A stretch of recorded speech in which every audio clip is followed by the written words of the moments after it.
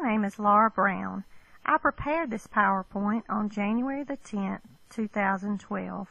I will share the presentation with my colleagues at John C. Calhoun Elementary School.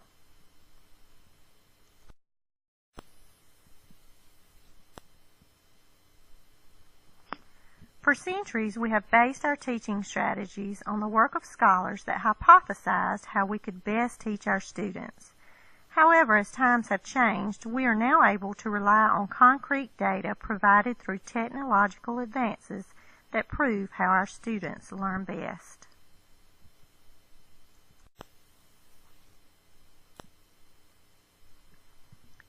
Our brains are like road maps. Single roads are there but lead very few places unless they are connected to other roads. Think of your most recent vacation. Could you have reached your destination using only one road? You most likely made many turns, crossed many bridges, and changed many lanes before reaching your final destination. Our brains are similar in that paths without connections most often would lead us nowhere. Let's take a look at how far we have come in our journey through learning.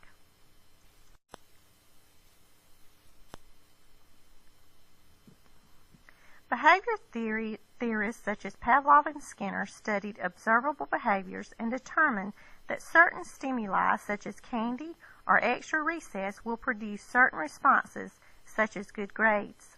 A criticism of the behaviorist theory is that it does not focus on the activities of the brain at all.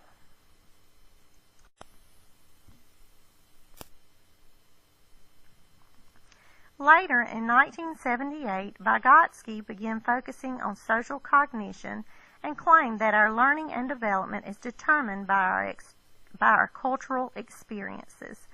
An example of this theory would be language acquisition. Our language is acquired through interaction with others. Jean Piaget also offered the theory that children develop in 4 cognitive stages. Changes within each stage occur as a result of their experiences. The work of Vygotsky and Piaget were similar in that experiences influence our learning.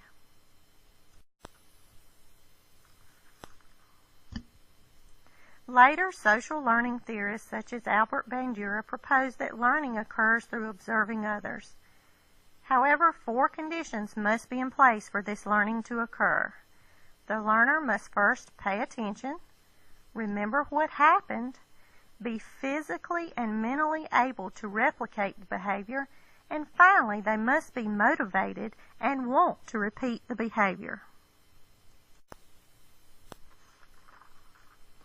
More current learning trends focus more on how much students can learn as opposed to how they learn best. How much students learn depend on how the information is presented. While some of our learners are concrete perceivers and learn from direct experiences, others are more abstract and learn through their observations. Therefore, when we model and provide hands-on experiences for our students, we're able to address both types of learners. Learners are also classified as either active or reflective processors. Active processors use information as soon as it is received, whereas reflective processors have to think about the information and use it accordingly. Both types of processors should be considered as we ask students to recall information.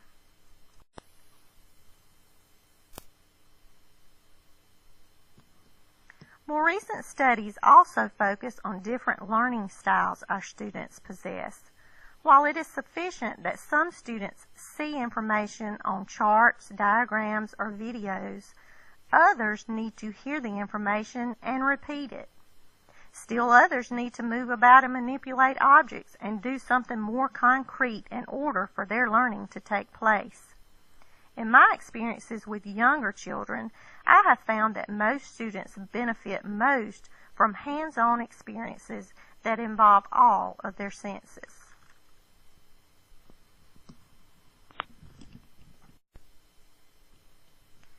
Current research has proven that the brain is sculpted through experience. Therefore, it is important that we build upon the prior knowledge of our students or establish new life experiences through hands-on activities that involve many of their senses.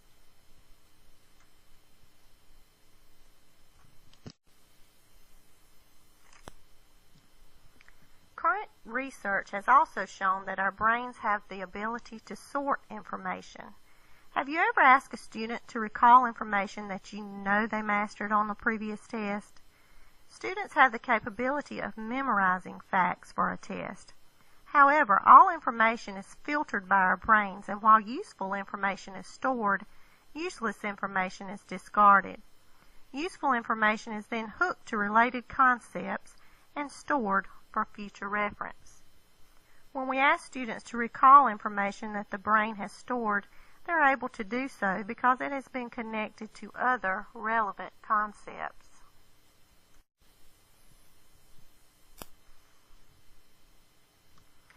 Students are unable to remember everything they hear. Much of the auditory information they receive is later discarded if it is not practiced and reviewed. The brain is much better at remembering things that we have seen and done than things that we have only heard. Therefore, while we must deliver auditory instruction, it is important that we reinforce the information by following up with modeling and quality practice activities. We should always share, show, and practice.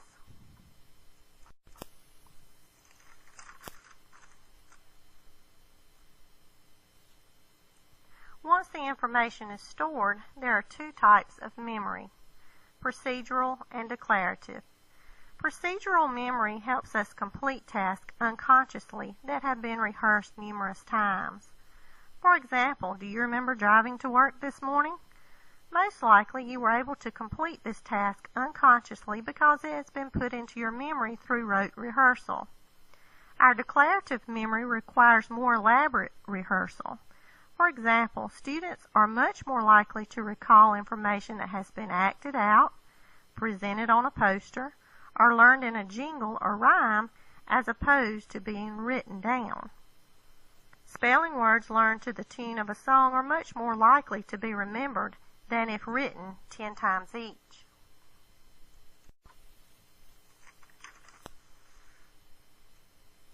In order for our brains to work most efficiently, we need rest.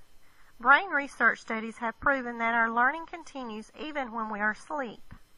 Recent studies have shown brain regions involved in learning the day before are reactivated during our sleep. These brain reactivations reflect the reinforcement of connections between the neurons that are important for the task. Therefore, our students need to get sufficient amounts of sleep not only to allow their bodies to rest, but also to provide time for learning experiences to be recorded into their long-term memory.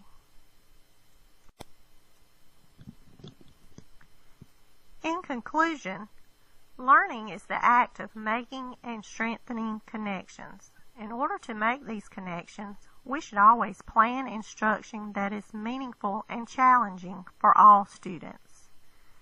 Plan hands-on activities. Don't just tell them how to do something, but show them and give them opportunities to practice.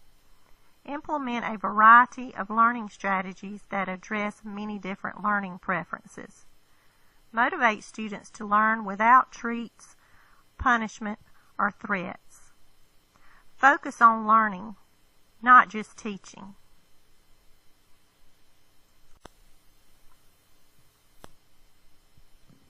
Remember, if it is worth teaching, teach it well. In order to teach it well, we must not only focus on our teaching abilities, but more importantly consider how our students learn best.